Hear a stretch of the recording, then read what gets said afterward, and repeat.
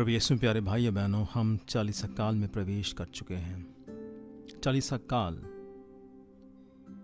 ईश्वर के अनुग्रह का काल है, ईश्वर की कृपा का काल है। ये समय बहुत ही पवित्र है, ये पवित्र समय है। 40 का काल, इसको अंग्रेजी में कहते हैं season of lent, LENT। Lent का अर्थ होता है स्प्रिंग टाइम, वसंत ऋतु। हाँ, आपने सही समझा। माता कलीसिया ये समय ठहराती हमारे लिए, हमारे आध्यात्मिक जीवन में वसंत ऋतु लाने के लिए। अगर हम अपनी चारों तरफ देखेंगे, प्रकृति में कुछ नया हो रहा है। रंग बिरंगे फूल खिल रहे हैं, जगह जगह फ्लावर शोज हो रहे हैं। इस बात का संकेत है कि प्रकृति में कुछ नया हो रहा है, नवीनीकरण हो रहा है। हमारे लिए समय जो है, हमारे आध्यात्मिक जीवन का नवीनीकरण का समय है। प्यारे भाई बहनों, 40 काल, 40 जो शब्द है, 40 जो अंक है, इसका बाइबल में बहुत महत्व है। सबसे पहले हम सुन पाते हैं उत्पत्ति ग्रंथ के अध्याय 6 वचन 5 में।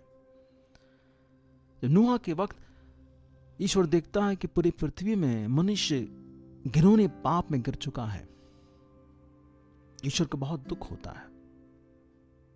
उत्पत्ति ग्रंथ के अध्याय 6 वचन 5 में ईश्वर रोते हुए कहता है, भारी दिल से कहता है कि मैंने मनुष्यों की सृष्टि क्यों की। हो सकता है आज हमारा जीवन भी घिनौने पाप से गिरे हों। ईश्वर हमको देखकर भी ये कह रहा होगा कि मैंने इस व्यक्ति को क्यों संसार में ले आया। प्यारे भाई बहनों, उत्पत्ति ग्रंथ के अध्याय 7 वचन 4 में हम पढ़ते हैं, ईश्वर नूह को बताते हैं कि वो पूरे संसार में 40 दिन 40 रात बिना रुके बारिश बरसाने वाले हैं, जल प्रलय को लेके आते हैं। सभी जीव जंतु नष्ट हो जाते हैं, सिर्फ नूह उसके परिवार को छोड़ और उन जीव जंतुओं को छोड़ जिसे नूह ने ईश्वर की आदेश के अनुसार अपने साथ पोत में ले गया था। बाकी सब नष्ट हो जाते हैं। ये समय जो है ईश्वर की प्रकोप का समय है। ये समय जो है हमें हमारे बचने का समय है। प्यारे भाई बहनों, अगर हम देखेंगे चारों तरफ क्या हो रहा है, जगह जगह भूकंप आ रहे हैं, घटनाएं हो रही हैं। हम पता नहीं हम किस स्थिति में होंगे जब हम ईश्वर का सामना करेंगे। इस समय हमारे बचने का समय है, ईश्वर की आवाज को सुनने का समय है। एक पाप जो नूह के वक्त बहुत ही घिनौने तरीके से फैल चुका था, वो थी लैंगिक पाप, सेक्सुअल सिंस। ईश्वर इस पाप से घोर नफरत करता है। दूसरी बार हम सुनते हैं 40 अंक के बारे में, वो है योना के वक्त। नबी योना को ईश्वर संदेश देते हैं कि वो जाएं निन्नेवे शहर में और पूरे प्रदेश में बताएं कि अगर वो पछतावा नहीं करेंगे तो वे नष्ट हो जाएंगे। ईश्वर कहता है नूह योना से कि मैं अब उनके पापों को अनदेखा नहीं कर सकता। योना नहीं चाहते हुए भी जाता है निन्नेवे प्रदेश। हम उस कहानी को जानते हैं, किस तरह मछली उसे निगल जाती है और उगल देती है निन्नेवे के तट पर। योना घूम घूम कर उपदेश देता है, चेतावनी देता है, 40 दिन और तुम नष्ट हो जाओगे। हम सुनते हैं किस प्रकार लोग, वहां के राजा सब पश्चाताप करते हैं। राजा फरमान जारी करता है कि सभी लोग उपवास करेंगे, यहां तक कि सारे पालतू पशु भी। लोग टाट ओढ़कर राख पर बैठ जाते हैं, अपने कुमार को छोड़ देते हैं, हिंसात्मक कार्यों को छोड़ देते हैं, हर एक पाप को त्याग करते हैं और अंत में ईश्वर का हृदय द्रवित होता है। वे उन्हें नष्ट नहीं करते हैं। हाँ मेरे प्यारे भाइयों बहनों, ये समय जो है ईश्वर के पास आने का समय है, प्रायश्चित का समय है, अपने जीवन को बदलने का समय है, पाप के अंधकार को छोड़ने का समय है, ईश्वर के हृदय को दवित होने का समय है। अगर हम ऐसा चाहते हैं तो, अगर हम कोशिश करते हैं तो वो देर नहीं करेगा हमें बचाने में। और उसके हृदय बहुत ही जल्दी द्रवित होता है जब देखते हैं कि हम पश्चाताप कर रहे हैं, अपने कुमार को हम छोड़ रहे हैं। तीसरी बार हम सुनते हैं 40 अंक के बारे में। वह 40 दिनों तक मूसा सीनै पर्वत पर बादल में प्रवेश करते हैं और ईश्वर के सानिध्य में खो जाते हैं। 40 दिन का समय ये भी है कि हम ईश्वर के सानिध्य में खो जाएं, लीन हो जाएं, अपनी पहचान को भूल जाएं। हमारी एक ही पहचान जो बार बार हमारे मन में आए कि हम प्रभु के हैं, ये उसका समय है। 40 दिन के बारे में फिर से हम सुनते हैं। जब मूसा निर्गमन ग्रंथ के अध्याय 34 में सीनै पर्वत में दोबारा चढ़ते हैं, 40 दिन 40 रात ना खाते पीते हैं, ईश्वर के सानिध्य में बैठते हैं और 10 नियमों को लेकर आते हैं। ये समय जो है ईश्वर के हाथों से अपने लिए उनके आदेश को ग्रहण करने का समय है, ये उसका समय है। फिर हम सुन पाते हैं 40 दिन के बारे में शमूएल के पहले ग्रंथ के अध्याय 17 में,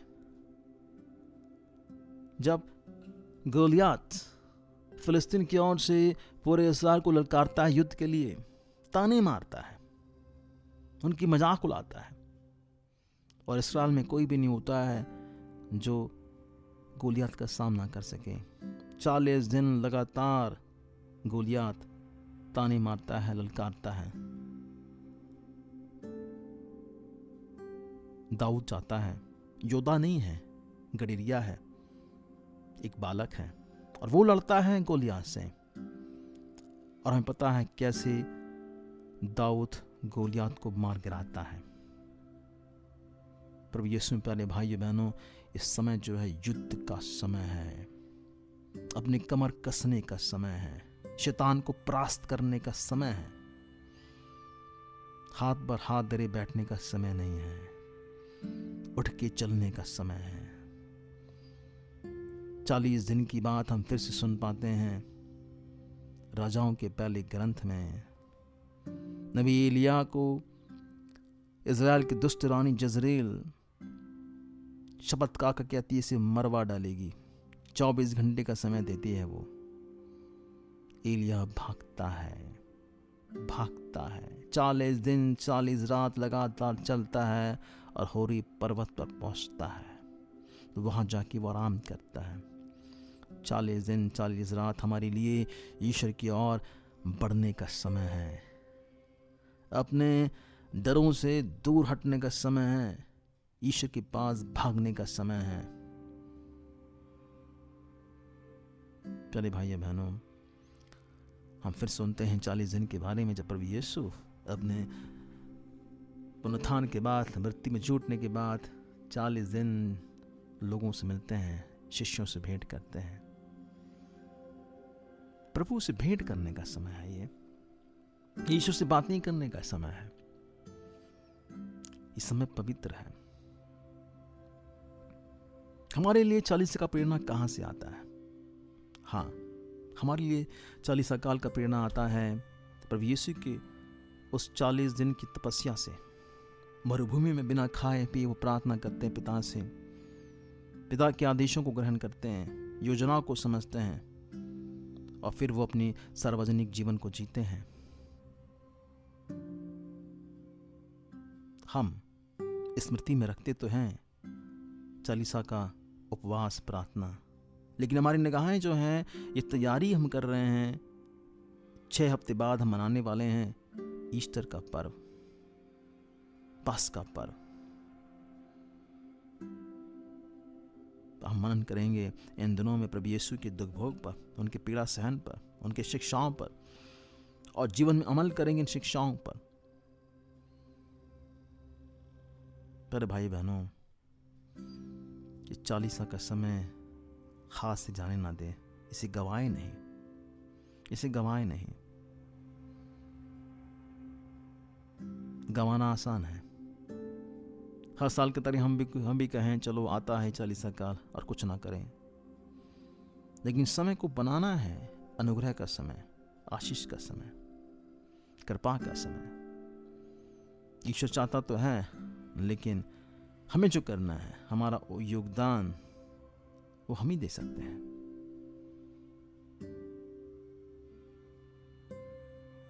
इस काल में ईश्वर क्या कह रहा है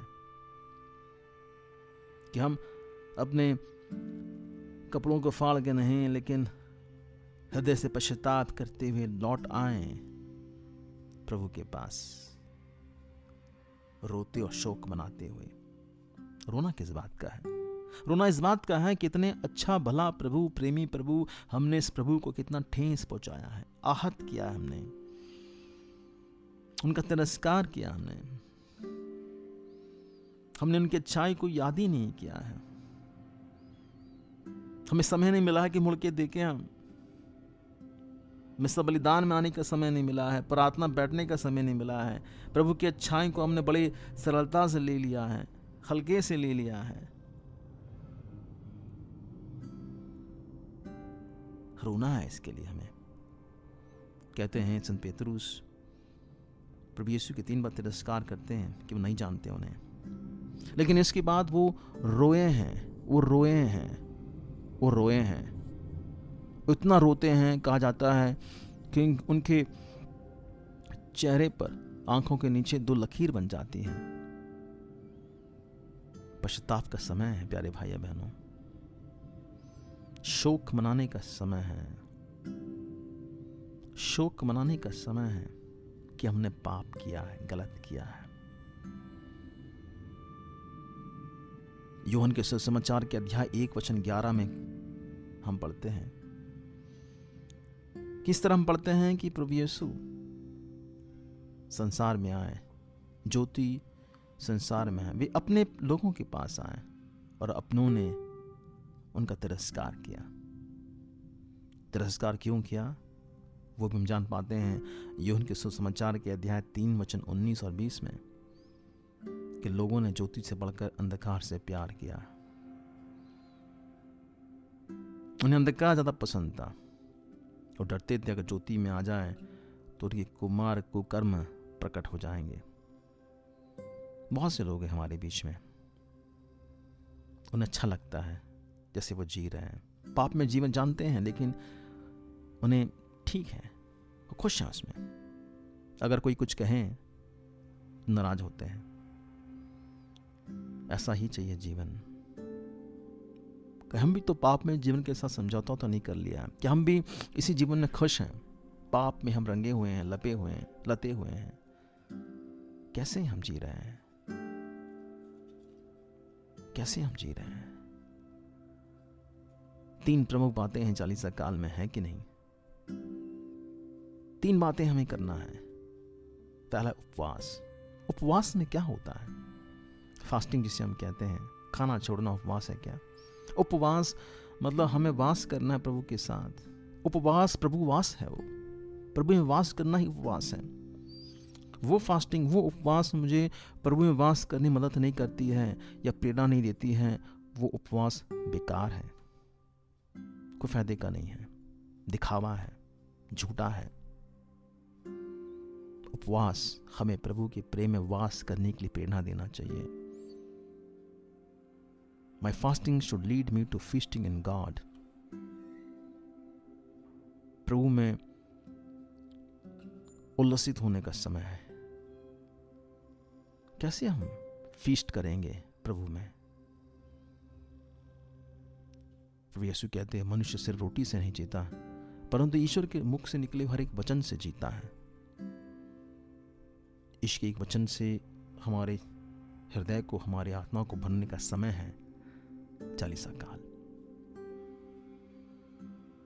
उपवास हम कर रहे हैं, उस समय बना रहे हैं अपने जीवन में। हम प्रभु के पास बैठे हैं, प्रभु को दें। हम प्रभु से कहें, खाने से बढ़कर, हर चीज से बढ़कर मुझे आपकी जरूरत है। आप हैं तो सब कुछ है। अगर हम ऐसा करते हैं तभी हम प्रार्थना कर सकते हैं। प्रार्थना वहां से आती है, हमारे हृदय से आती है। प्रेम की पुकार है प्रार्थना। प्रार्थना में हम प्रभु को अपने जीवन में और कार्य करने दे रहे हैं। और फिर है भिक्षा दान, जब हम लोगों को प्रभु के पास ला रहे हैं, प्रभु की अच्छाई को हम बांट रहे हैं, उनके आशीष को हम बांट रहे हैं लोगों में। हो सकता है धन की बात, हो सकता है समय की बात, हो सकता है 2 शब्द हमने अच्छे कहें दूसरे के लिए, ये भी देना हो गया है।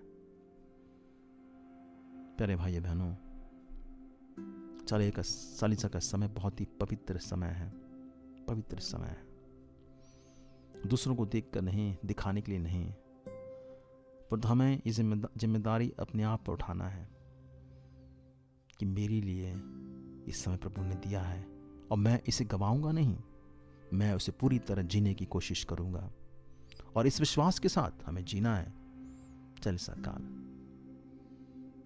राख मला गया था हमारे माथे पर, राख बुधवार के दिन किस बात का संकेत है? इस बात का संकेत है कि हमारा जीवन शून्य है, कुछ भी नहीं है। हम लड़ते हैं, दौड़ते हैं, झगड़ते हैं संसार की जरूरतों के लिए, बातों के लिए। हमें लेकर कुछ भी नहीं जाना है।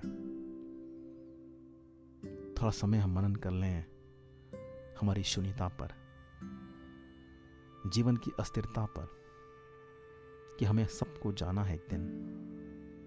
और जो कुछ हमारा है, जो दिखता है, दुनियावी बातें, हम उसमें से कुछ भी नहीं लेके जाएंगे, एक रद्दी भर भी नहीं।